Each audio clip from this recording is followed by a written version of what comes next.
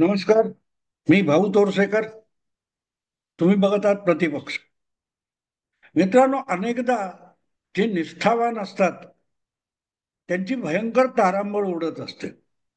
म्हणजे त्यांना कळत नाही आपण काय करायचं ते. कारण ते कितीही निष्ठावान असले, म्हणजे कुत्रा हा अत्यंत इमानदार निष्ठावान असतो असं म्हणतात. पण म्हण अशी आहे की न घाटका न घरका न घाटका. म्हणजे काय असं, तर धोबी का कुत्ता न घरका न घाटका.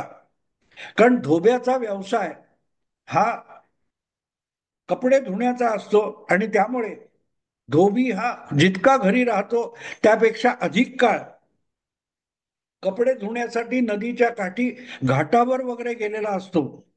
आणि मग त्याच्याबरोबर त्याचा कुत्रा इमानदार म्हणून त्याच्या बरोबर बरोबर बरोबर राहत असेल, तर मग तो अधिक वेळ घाटावर राहतो आणि कमी वेळ घरी राहतो. तर त्याच्या निष्ठा घराशी आहेत की घाटाशी जोडलेले आहेत असाही प्रश्न विचारला जाऊ शकतो. हा शब्दप्रयोग आपण अनेकदा वापरलेला असेल, ऐकला असेल. पण इतकं नेमकं त्याचं उत्तर आणि उदाहरण फार दुर्मिळ असं. आपण म्हणतो की मित्रामित्रांमध्ये काहीतरी गट पडतात आणि मग याच्याबरोबर दोन मित्र जातात, त्याच्याबरोबर तीन मित्र जातात, मग एकमेकाचे ते कडक दुश्मन होतात. राजकीय पक्षात आपण हे वारंवार बघतो. म्हणजे मला आठवतं जेव्हा काँग्रेसमध्ये फाटाफूट झाली, त्यानंतर 71 साली, 78 साली काँग्रेस फुटली, तेव्हा प्रत्येक वेळेला काँग्रेसमध्ये आधीपासून असलेले म्हणजे 78चे निष्ठ, 71चे निष्ठ, अशा निष्ठा मोजल्या जायच्या, लेबल लागायची. आम्ही 71 पासूनचे एक निष्ठ आहोत, आमचं काय. म्हणजे मला आठवतं मित्रांनो की 78 साली काँग्रेस पक्षातून बाहेर पडून जनता पक्षाबरोबर हातमिळवणी करून आपलं मुख्यमंत्री होण्याची हौस भागवणारे शरद पवार हे तब्बल 8 वर्षानंतर 1986 मध्ये जेव्हा परत काँग्रेस पक्षात गेले, तेव्हा राजीव गांधींच्या बाजूला बसले होते. आणि इतके दिवस राजीव गांधींचं नेतृत्व स्वीकारून किंवा राजीव गांधींच्या मातोश्री इंदिरा गांधी यांच्याशी एकनिष्ठा दाखवून ज्या महाराष्ट्रातल्या अनेक दिग्गज काँग्रेस नेत्यांनी शरद पवारांची शत्रुत्व पत्करलं होतं, शंकरराव चव्हाण असतील, विलासराव देशमुख असतील, किंवा नगर जिल्ह्यातले आणखीन कुठल्या वेगवेगळ्या जिल्ह्यातले लोक असतील, जे मुळात काँग्रेसचे होते, त्यांचं व्यक्तिगत शरद पवारांची कुठलंही भांडण नव्हतं. पण शरद पवारांनी काँग्रेसवरून बाहेर पडण्याचा निर्णय घेतला आणि अगदी इंदिरा गांधींना परिवारवाद आणतात, घराणेशाही आणतात अशी टीका करून काँग्रेस पक्ष सोडला शरद पवारांनी. तेव्हा गांधी परिवाराशी एकनिष्ठ राहिलेले जे अनेक नेते होते, ते आधीपासूनचे परिवारनिष्ठ होते. पण शरद पवार जेव्हा 86 मध्ये राजीव गांधींच्या आश्रयाला आले आणि थेट बघता बघता मुख्यमंत्री सुद्धा झाले, तेव्हा आधीपासून इंदिराजींसोबत राजीवजींसोबत राहणाऱ्यांची तारंबळ उडाली.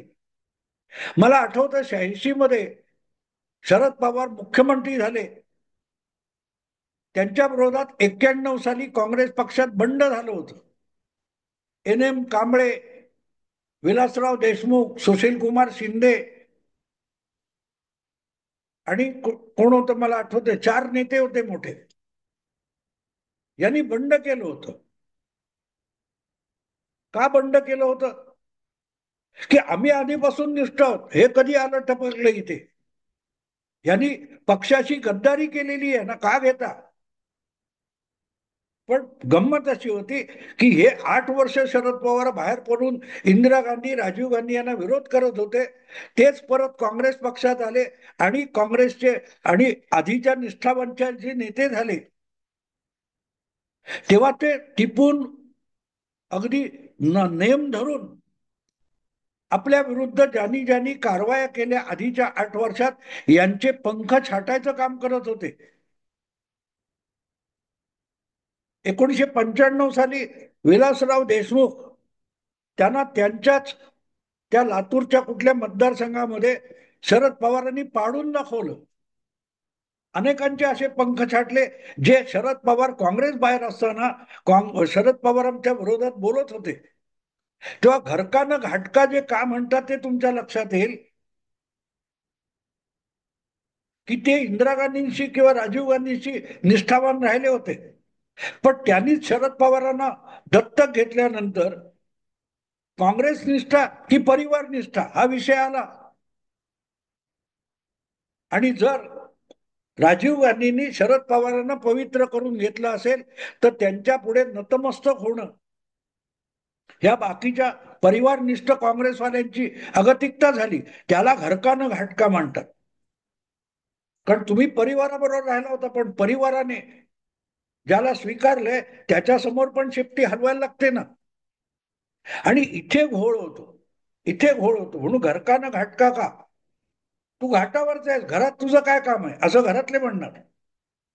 आणि घाटावर गेलं नाही तर मालकाशी काय म्हणतात ती हे होते. मुद्दा असा आहे की आता सुद्धा परत एकदा शरद पवारांनी 99 साली पक्ष सोडला किंवा बाहेर पडले किंवा त्यांना काढून टाकलं आणि एक नवी चूल मांडली. तेव्हा पवारांबरोबर राहिलेले छगन भुजबळ सारखे नेते जे शिवसेनेतून काँग्रेसमध्ये गेले आणि पवार बाजूला झाल्यानंतर मधुकर पिचड वगैरे अशी लोक पवारांबरोबर परत बाहेर पडले, तरीही पवारांना न जुमानणारे ओरिजिनल गांधी परिवारनिष्ठ नेते हे काँग्रेसमध्येच राहिले. बाळासाहेब थोरात वगैरे बरेच आहेत, अशोक चव्हाण आहेत. या लोकांचे हाल होऊन जातात. न घरका न घाटका अशी म्हणतात ती पाळी येते. आणि आज हा विषय मी एवढ्यासाठी मांडतोय की ज्या वेळेला अचानक एक राज ठाकरे यांची महेश मांजरेकर या चित्रपट दिग्दर्शकाने घेतलेली मुलाखत पॉडकास्ट प्रकाशित झाला आणि त्यावरून दोन ठाकरे बंधू एकत्र येणार का आणि परत महाराष्ट्राचा मराठी अस्मितेचा आवाज बुलंद करणार का वगैरे वगैरे चर्चा सुरू झाली. तेव्हा ही चर्चा चालू असतानाच दुसरीकडे दबलेल्या आवाजात बारामतीचे काका पुतणे एकत्र येणार का ही सुद्धा चर्चा सुरू झाली. आणि जेव्हा असे बेचक्यातले प्रश्न असतात तेव्हा बिचाऱ्या सुप्रियाताईंची दातखीळ बसते आणि ते खोटं खोटं ओशाळू हसू दाखवतात. सुप्रियाताईंना विचारलं काका आणि पुतणे परत एकत्र येतील का, दादा आणि काका एकत्र येतील का, तर ते दोघेही मोठे आहेत, त्यांनी ठरवलेला निर्णय माझ्यासाठी अंतिम असतो असं सांगून सुप्रियाताईंनी हात झटकले. मुद्दा असा असतो की या सगळ्या निष्ठावंतांच्या नाटकामध्ये आणि कामामध्ये जे परिवारातले नाही परिवाराच्या बाहेरचे आहेत, उदाहरणार्थ जितेंद्र आव्हाड, त्यांनी काय करायचं. उद्या काका पुतणे एकत्र आले तर त्या पुतण्याला गद्दार गद्दार गद्दार म्हणून हिणवलेले, सगळ्यात आवेशात बोलून हिणवणारे कोण होते, जितेंद्र आव्हाड. किंवा आपणच काकांशी निष्ठावान आहोत असं दाखवून कदाचित भविष्यातला मुख्यमंत्री जयंत पाटील हा सुद्धा असू शकेल असं शरद पवारांकडून वधवून घेणारे सांगलीचे वाळव्याचे जयंत पाटील. आज जयंत पाटील यांची अवस्था खरोखरच दयनीय झालेली. कारण आपण कुठले आहोत हेच त्यांनाही सांगता येत नाही. मध्येच एक अवयव उठते की आता लवकरच जयंत पाटील हे भाजपत जाणार. त्यांना इन्कार सुद्धा करता येत नाही. कारण किती वेळ इन्कार करायचा. खरं तर 2019च्या निवडणुकीपूर्वी सुद्धा सांगली जिल्ह्यामध्ये अशी दबलेल्या आवाजात चर्चा होती की जयंत पाटीलच भाजपमध्ये जातील. पण काका इतके विलंगर आहेत शरद पवार की जयंत पाटलांना भाजपमध्ये जाण्याचा रस्ता बंद करायचा म्हणून शरद पवारांनी हळूच जयंत पाटलांनाच राष्ट्रवादीचं प्रदेशाध्यक्ष करून टाकले आणि अजून ते प्रदेशाध्यक्ष आहेत. 2019च्या विधानसभा निवडणुका झाल्या, त्याचे निकाल लागले, महाविकास आघाडी बनली, महाविकास आघाडी मोडली. त्यातले 2 लोक उठून महायुतीत जाऊन आता मुख्यमंत्री उपमुख्यमंत्री सुद्धा होऊन गेले. पण जयंत पाटील अजूनही राष्ट्रवादीचे प्रदेशाध्यक्ष आहेत. फक्त आता त्यांची जी राष्ट्रवादी काँग्रेस आहे तिच्या हातात घड्याळ राहिलेलं नाही. कारण घड्याळ घेऊनच काकांचे पुतणे अजितदादा हे अख्खा पक्ष घेऊन निघून गेले. त्यामुळे जयंत पाटील आता नेमक्या कुठल्या पक्षाचे प्रदेशाध्यक्ष आहेत ते पण जयंत पाटलांना माहिती नाही. आणि म्हणून मग सगळ्यात जाता जाता कोणी टपली मारावी असं जे गिरायक असतं तशी अवस्था जयंत पाटलांची झालेली आहे. ज्यांच्या पित्याने महाराष्ट्र प्रदेश काँग्रेसचा अध्यक्ष म्हणून आपलं राजकारण गाजवलं, सांगली जिल्ह्यामध्ये तितक्याच ताकदीचे वसंतदादा हे राजकीय नेते प्रदेशाचे आणि राज्याचे असताना सुद्धा त्यांना सुद्धा आव्हान देण्याची हिंमत दाखवणारे राजाराम बापू पाटील यांचे चिरंजीव जयंत पाटील यांची अवस्था बघा. ती अवस्था बघितली की त्याची तुलना फक्त उद्धव ठाकरे यांच्याशी होऊ शकते. ज्या बाळासाहेब ठाकरेंच्या नुसत्या शब्दाने फुंकर घातल्यासारखी मुंबई बंद पडायची, महाराष्ट्रामध्ये राजकीय हादरे बसायला सुरुवात व्हायचे, अशा बाळासाहेबांचे सुपुत्र आणि त्यांनी सोपवलेला वारसा राजकारणाचा घेऊन वाटचाल करणारे उद्धव ठाकरे यांची अवस्था काय बघा. शब्द बापुडे केवळ वारा अशा रीतीने बिचारे उद्धव ठाकरे बडबडत असतात. त्यांच्या पक्षातले लोक पण त्यांना विचारत नाहीत आणि एक एक करून त्यांना सोडून त्यांचे सहकारी ज्येष्ठ सहकारी निघून जात आहेत. अर्थात उद्धव ठाकरे तरी आपल्या पक्षाचे सर्वे सर्व होते. जयंत पाटलांची अवस्था ती नाही. पवार साहेबांनी सांगितलं की ते प्रदेशाध्यक्ष होतात. पवार साहेबांनी सांगितलं की ते विधानसभेतले गटनेते होतात. तुम्हाला आठवतं 2019च्या निवडणुकीनंतर सरकार बनत नाही असं दिसल्यानंतर एक वेळ अशी आली की शरद पवारांनी परस्पर भाजप बरोबर साठोलोट जमवायचा प्रयत्न केला आणि त्यासाठी अजितदादांना पुढे केलं होतं. आणि एक दिवस असा आला की अजितदादा उठले आणि पहाटेचा सूर्य उगवता उगवता त्यांनी देवेंद्र फडणवीस यांच्याबरोबर जाऊन एक सरकार स्थापन केलं होतं जे 2.5 दिवस टिकलं. 2.5 दिवस टिकलं आणि अजितदादा निघून गेले तेव्हा अजितदादांची राष्ट्रवादी काँग्रेसचा विधानसभेतला गटनेता म्हणून निवड झालेली होती आणि त्यामुळे आपल्या मागे 54 आमदार आहेत असा दावा करत देवेंद्र फडणवीसांबरोबर अजितदादा राजभवनावर शपथविधीला पोहोचले होते. पण जेव्हा ते सगळं गणित बारगळत आहे असं दिसलं तेव्हा अजितदादांना गुपचूप राजीनामा द्यावा लागला. पण दरम्यान अजितदादा निघून गेल्यानंतर राष्ट्रवादी काँग्रेस पक्षामध्ये जे वादळ उठलेलं होतं तेव्हा सगळ्यात उत्साहात पुढे कोण होते, त्या यशवंतराव चव्हाण प्रतिष्ठानच्या सभा इमारतीच्या बाहेर गद्दार गद्दार म्हणून घोषणा देणारे जितेंद्र आव्हाड होते. आणि मग बाकीचे सगळे आमदार इंटॅक्ट असल्याची सगळी तयारी करून घेतल्यानंतर शरद पवारांनी आपल्या पक्षाच्या आमदारांच्या बैठकीमध्ये जयंत पाटील हे आता राष्ट्रवादी पक्षाचे विधानसभेतले नेते असतील अशी घोषणा केली होती. शरद पवारांनी अजितदादांनी बंड केलं होतं. त्यामुळे विधानसभेतला गटनेता घोषित करणं आवश्यक होतं किंवा पुतण्याला बाजूला करून शरद पवारांनी जयंत पाटलांना विधानसभेतला गटनेता केलं होतं. आणि ते सरकार टिकलं नाही. अजितदादांनी राजीनामा दिला, फडणवीसांनी राजीनामा दिला आणि नवी जुळवाजुळव सुरू झाली.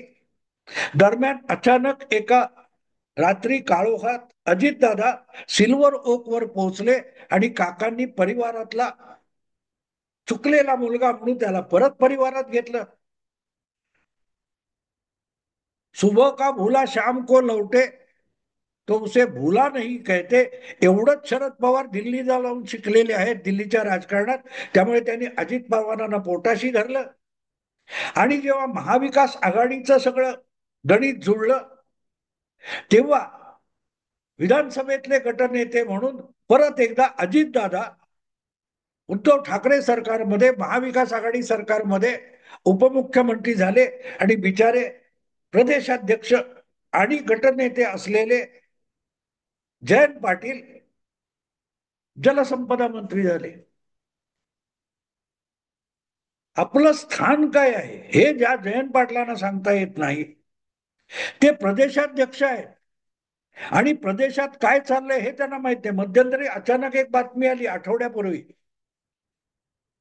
या पहलगावच्या घटनेनंतर राष्ट्रवादी काँग्रेस शरद पवार गटाचे प्रदेशाध्यक्ष जयंत पाटील आहेत, पण त्याच पक्षाच्या प्रवक्त्यांमध्ये कशावरून तरी प्रतिक्रिया देण्यातून जुंपली आणि त्यामुळे हे वादावर पांघरूण घालण्यासाठी परस्पर शरद पवारांनी आपल्या पक्षाचे जितके सगळे प्रवक्ते आहेत त्या सगळी प्रवक्ता पदं रद्द करून टाकली आणि जयंत पाटलांना पत्ता नाही. आपल्या पक्षाच्या प्रदेशातल्या सगळ्या प्रवक्त्यांची पदं रद्दबातल करून टाकलेली आहेत. हे वर्तमानपत्रातून वाचल्यानंतर जयंत पाटलांना कळले. इतका जयंत पाटलांचा राष्ट्रवादी शरद पवार गटामध्ये दबदबा आहे. घरका न घाटका. शरद पवार म्हणजे बारामतीचे जयंत पाटील हे बारामतीचे आहेत की वाळवा विधानसभा मुंबई कुठले आहेत हे जयंत पाटलांनाही विचारायला माहिती नाही. आपण नेमके प्रदेशाध्यक्ष आहोत म्हणजे काय हे पण जयंत पाटलांना सांगता येणार नाही. हा, पण येता जाताना आपला कॅमेरा समोर आला की ओशाळवाणं हसून काहीतरी एक चटकदार वाक्य टाकायचं आणि निघून जायचं. पण आपलं भवितव्य काय? मध्ये तुम्हाला आठवत असेल ज्यावेळेला नवं सरकार बनलं तेव्हा काय 43 मंत्री करता येतात, त्याच्याऐवजी ह्या देवेंद्र फडणवीस सरकारमध्ये 42च मंत्री आहेत. तेव्हा अजितदादांनी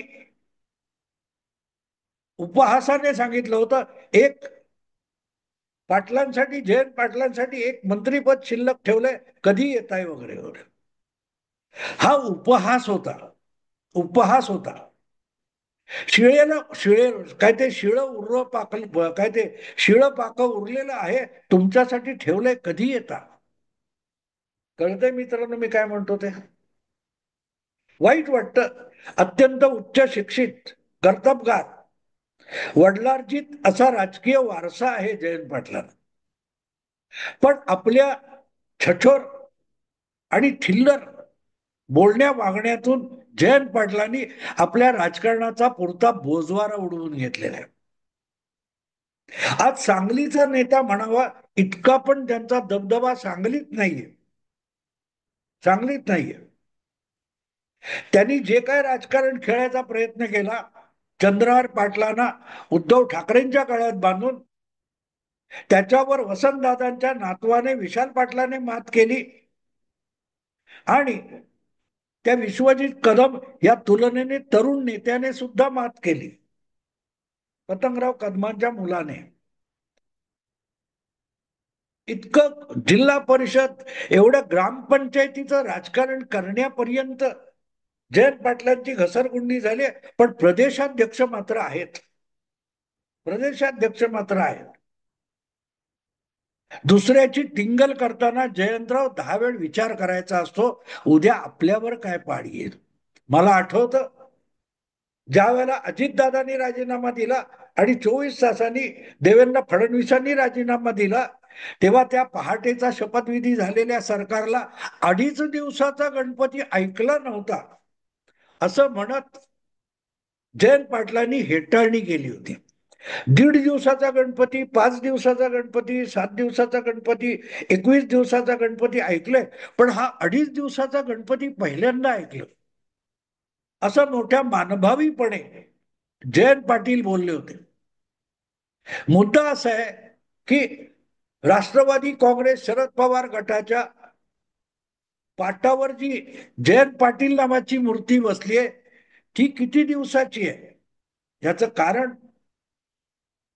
5 वर्षापेक्षा 5.5 वर्षापेक्षा अधिक काळ गेलाय आणि हिशोबच करायचा असेल तर 1500 दिवस झाले तरी हा गणपती उचलला जात नाही आणि त्याचं विसर्जन होत नाही. आपण ज्या पाटावर बसलोय तो खालचा पाठ सुद्धा बदलला गेला. घड्याळाचा पाठ होता तो आता तुतारीवाल्याचा पाठ आलाय. तरी गणपती जागेवर बसलाय आणि त्याला कळत नाही की आपली उत्तर पूजा कधी होणार आणि कोण कोण करणार. जयंत पाटील, तुम्ही घरका न घाटका या वाक्प्रचाराला एक अर्थ प्राप्त करून दिलात आधुनिक काळात. त्याबद्दल तुमचं अभिनंदन, मनापासून अभिनंदन. कारण मित्रांनो, ह्या अशा ज्या म्हणी आहेत त्या मला आवडतात, पण त्याची उदाहरणं देताना नव्या पिढीला नेमक्या गोष्टी कशा सांगायच्या, तेव्हा जयंत पाटलांसारख्या माणसांनी घरकानं घाटका म्हणजे काय याचं नेमकं उदाहरण निर्माण करून ठेवलंय. कारण उद्या जी दबल्या आवाजातली चर्चा आहे त्यामध्ये काका पुतण्या जर अचानक एकत्र आले, ज्याची सुगबुगाहट सुरू झालेली आहे, चाहूल लागलेली आहे, तर मग आपल्याविषयी अचकट विचकट बोललेल्या जयंत पाटलांना अजितदादा काय प्रकारची ट्रीटमेंट देतील, कल्पना करा. कल्पना करा. ते म्हणतील तुम्ही बारामतीचे नाही, घरचे नाही, परिवारातले नाही, गोतावळ्यातले नाही, घाटावरचे. जयंतराव, या म्हणीला 21व्या शतकात नवा अर्थ प्राप्त करून दिलात, म्हणून जयंतराव तुमचं अभिनंदन. पवारांसोबत राहा, तुमचं कोट कल्याण होईल. अर्थात कल्याण तुमचं होईल, कोट मात्र शरद पवारांकडे राहील. मित्रांनो, आता इथेच थांबतो. आवडलं लाईक करा, शेअर करा आणि प्रतिपक्षाला सबस्क्राईब करा. नमस्कार.